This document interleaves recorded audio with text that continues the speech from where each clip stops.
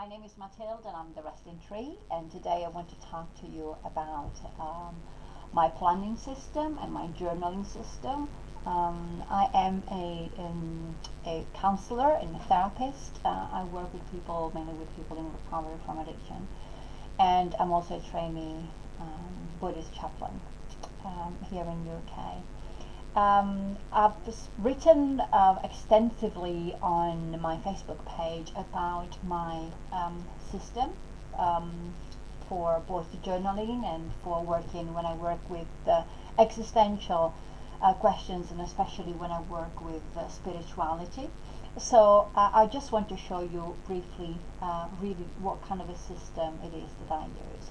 The first journal that I'm going to show you, and this is going to be very briefly, is my Midori.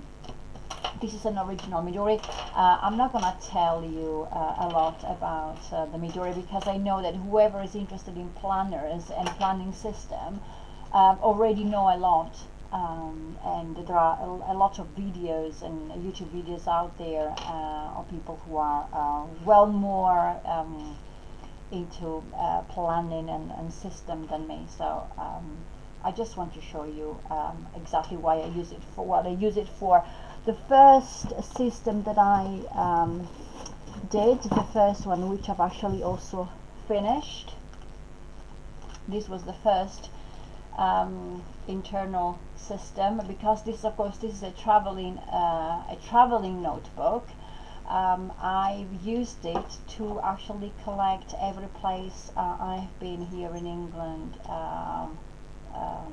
before, and when I moved over here, when I went on holiday by myself, I went to Ilfracombe. These are some of the pictures that I have taken. And then I made a sort of like a collage when I went to Ilfracombe by myself a couple of years ago, in August 2014.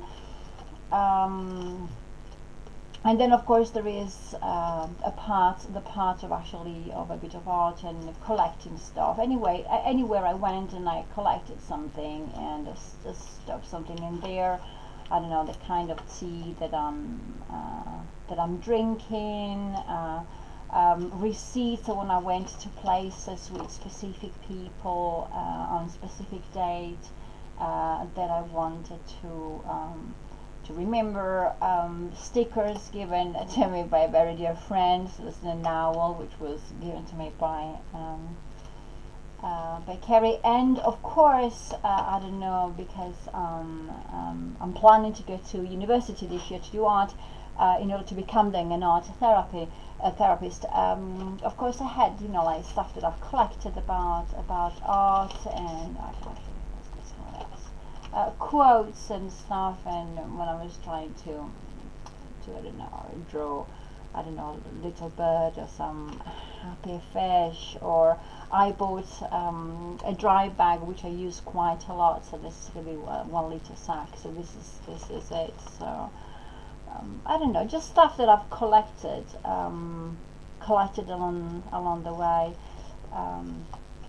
Some notes and some, of course, there is also the part which is, I would say, the part diary. I've written something. I've tried to draw. There was like the menopause devil. I went to for example, I went to have a coffee, and I got myself I've got a little case with some watercolors, so I just draw and paint when I'm having my coffee at Costa. And so I've collected stuff. I'm trying to draw. I really did a bit of everything. What I've noticed, of course, is that every time you start a new Midori or a new journal, the beginning really is like I find it a bit poor in any kind of journal that I have. I don't know. I think probably it is the concept of actually having a wide page. So what I normally do, I don't start now from the beginning. Now I just put. I don't know if you can actually see. I've got some different diaries in here. and some of them, this for example is a cutout that I've actually cut it myself, from a notebook that I bought at, I don't know if it was Asda or Tesco. It was a series of 3 or 4, I think it was a Tesco, and I've just cut it to size because I like the idea of writing some of the notes, and collecting some of the stuff that I do whenever I listen to audiobooks, for example, or conferences online. What I do is that I take notes and then I'll just stick them in here. Something else that I do is just because I like the idea and I find it soothing for me whenever I'm writing in my journal. I print out quotes or pictures, stuff from Pinterest that I find, and then I just laminate them, which is not even a laminate, just print them on the card, which is about like 160 grams, and then I use like a packing tape to put them like this. So this is one thing, and then of course I made it sort of like a dashboard myself. So I printed the classical Laura Ibsen absolutely for nothing. Then I just draw. There was like the thumb, my thumb of my left hand. I've been doing a lot of the 21-day meditation experience. So these are all my notes of the meditation experience. And again, there is a lovely lady. She also posts on the Facebook page of the 21 days meditation with Deepak Chopra and Oprah Winfrey, and so I've just printed and cut out. And I made a video for, not this last one, the previous one, of all the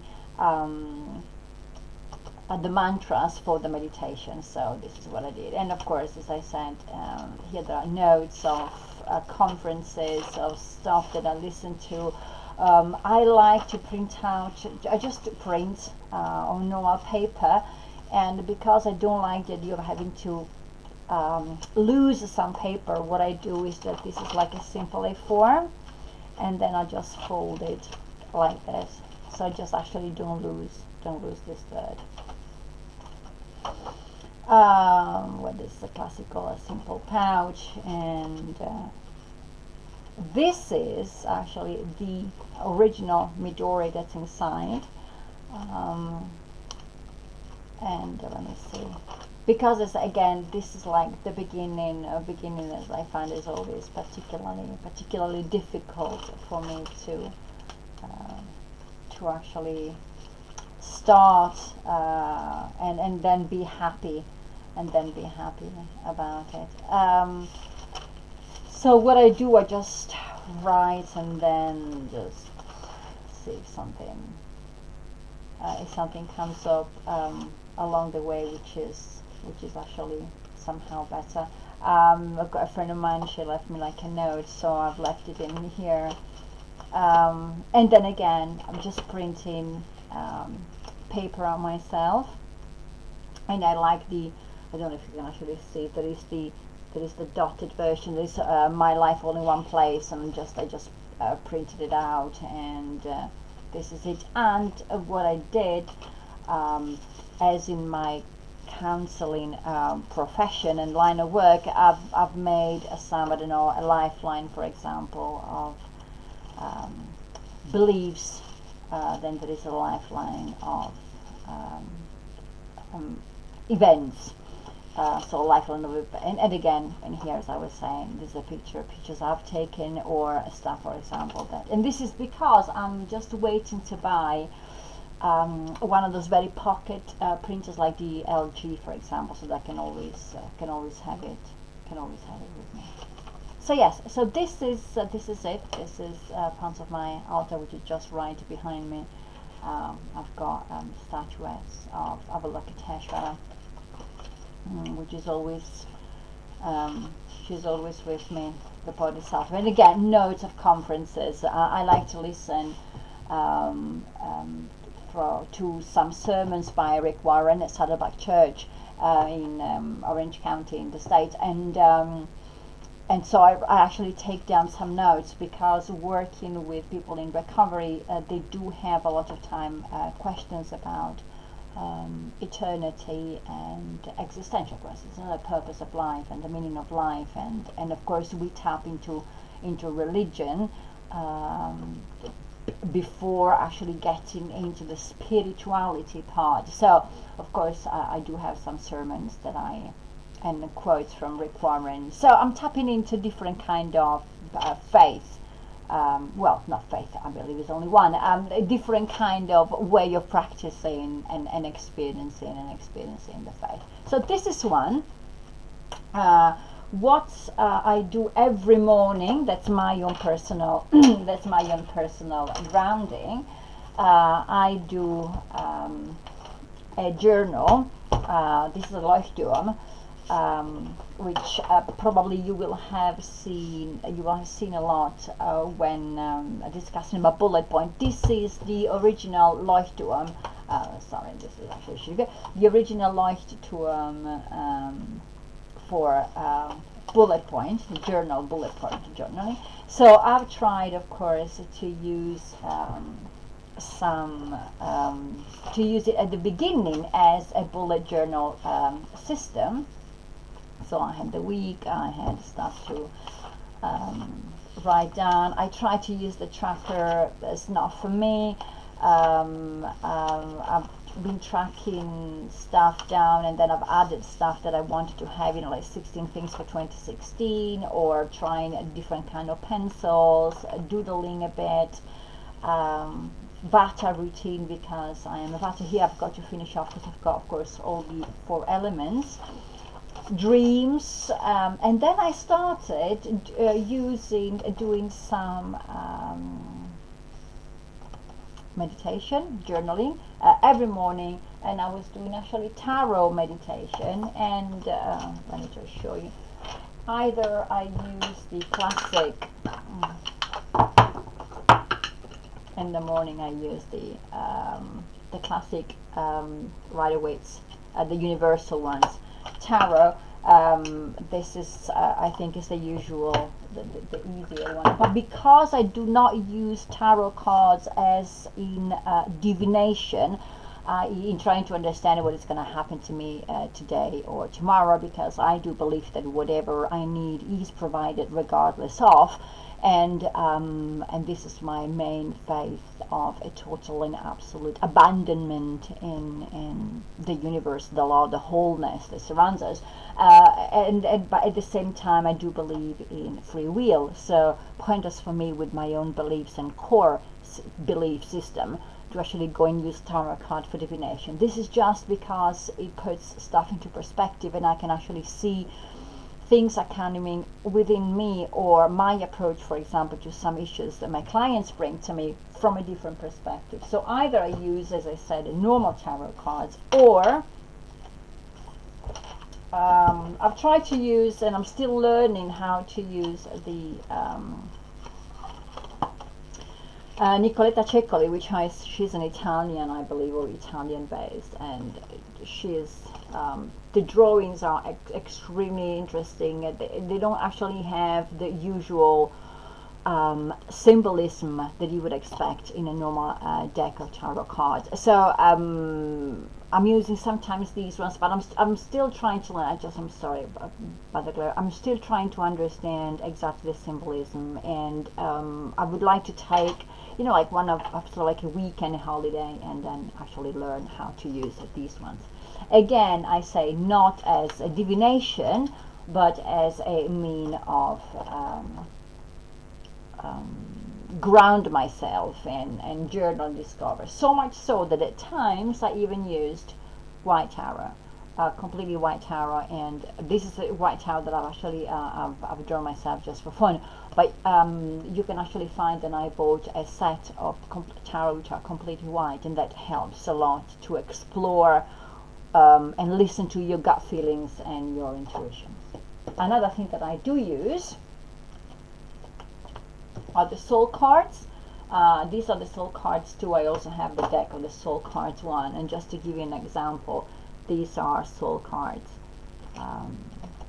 which can actually be used for I use also these ones a lot when working with clients. It helps the process of simply shuffling the cards and thinking about what really is the matter, what really is the question that you would like to address, means that you can actually bring the client, or a certain type of client, to the here and the now, and then you can actually work with the first impressions that somebody gets from the card. And of course, because the cards are so universal, these kind of cards as imagery, you can really work even with the same card with different clients, and each client would actually see something which is completely different and definitely just for them, which I think that this could be, it's an interesting therapeutic tool. So then what I do every day, every morning, this is my coffee morning and my coffee ritual. I just get up in the morning, I have my glass of hot water, then while I'm making my coffee, I'm getting everything ready and set up, and this is my journaling and trying to understand and ground myself. I'm also going through myself as in a self-development process, of course, in a kind of a change. So I'm actually working on my own transitions, working on stuff and ideas that I have, and I know, for example, that I'm the kind of person who works a lot with a kind of intellectual loop, and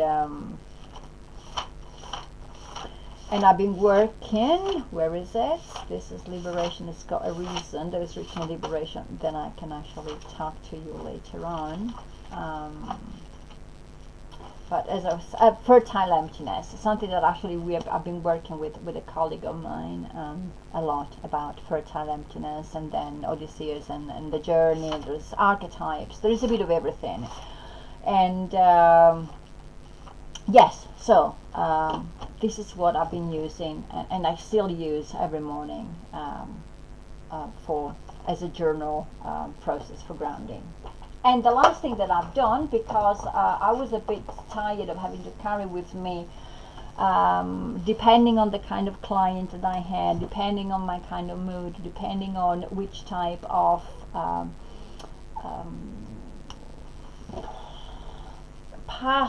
I wouldn't say past, but which kind of system I want to tap in, depending on the days, depending on the mood, as I said, depending on the clients, depending of the weather, depending on, I don't know, depending on a bit of everything. I've got either some and of course some Christian literature that I use at times. Even though I am a practicing Buddhist, I couldn't be a Buddhist in my own perspective, if I wouldn't accept Jesus Christ as a incredible bodhisattva. So I do need at times, and of course I've been 41 years a Catholic beforehand.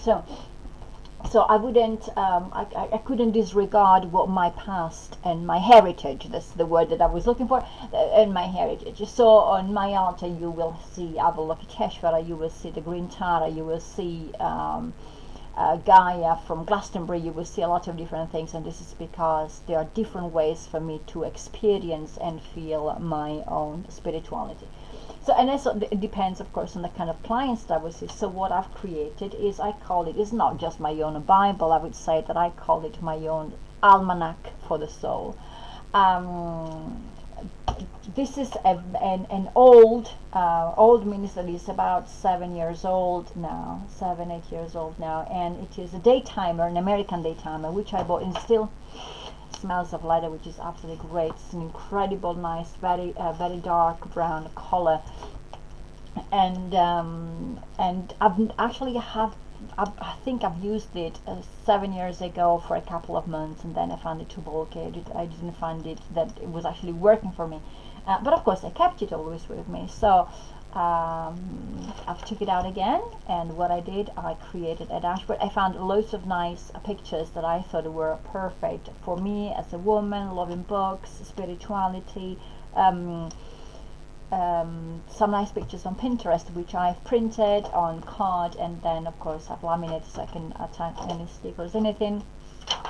This is just a piece of one of those transparent sheets of acetate for projectors. And so I've called it, as I said, an almanac for the soul, and of course liberation. And in here, this is of course is the index. I go from the Celestine prophecy, which is where my spiritual discovery started again in 1996 after my father passed away. So Celestine prophecy with the 12 insights. You find here references to cosmology, to the houses, to the planets, astrology. There are the chakras. There is the color of emotions. There is a bit of numerology. There is I don't know, hydration, reminding myself how to keep hydrated, life lessons that we need to learn. There is a lot of quotes from Buddhahood, from Thich Nhat Hanh, from books and movies that I really like. The idea, concept of devotion that, for example, Elizabeth Gilbert explains in Eat, Pray and Love. There is Brené Brown, there is Oprah Winfrey, there is Deepak Chopra, there is Rick Warren, there is a bit of everything. And this is because as somebody, of course, who works with people in recovery from addiction, I have actually quit smoking about a year ago. And in order for me to quit smoking, I've actually created something similar to that just was a tool for me to use when I was as I said, quitting smoking, but something that I actually used to carry with me, that had all the quotes, all the support, all the inspiration and everything for my own personal recovery. So this is very much mine. I do have some memories of being extremely happy, whether I was very young reading books, whether I was on a holiday reading books, whether I was studying at university reading books, whether I was understanding more about spirituality, reading books, whether when I went back to university and did sciences, because for some years of my life I decided I wasn't believing anymore. I was trying to find a mathematical explanation for everything, and of course then I was reading books. So because I am a book person, at that point I decided to make my own spiritual book. So as I said, there is a bit of everything. Loads of quotes, of course there's liberation, there is poems like self-love, and because I'm a Vata, I thought if I get out of track and out of sync with myself, and I don't feel grounded, I do know some of the things that I need to look at are drinking, hydration, because I don't drink enough water, and I know that there is probably something that I need to address, what I'm eating, my sleeping pattern and everything. So this is, as I said, my Bible. I know that it's not very nice to do on this. I don't like when other people do it. I'm sorry. As I said, there is a bit of everything, and there is a space, of course, to add stuff. There is the Whole of the Heart Sutra with Thich Nhat Hanh translation. There is the 25th chapter of the Lotus Sutra, because addresses Avalokiteshvara. Avalokiteshvara is the bodhisattva of compassion, the bodhisattva of, and also myself as a training chaplain, bodhisattva is the embodiment of compassion, because it's also called the perceiver of the cries of the world, and there are so many similarities with Jesus Christ, and this is one of the reasons. And as I said, loads of quotes, loads of inspiration,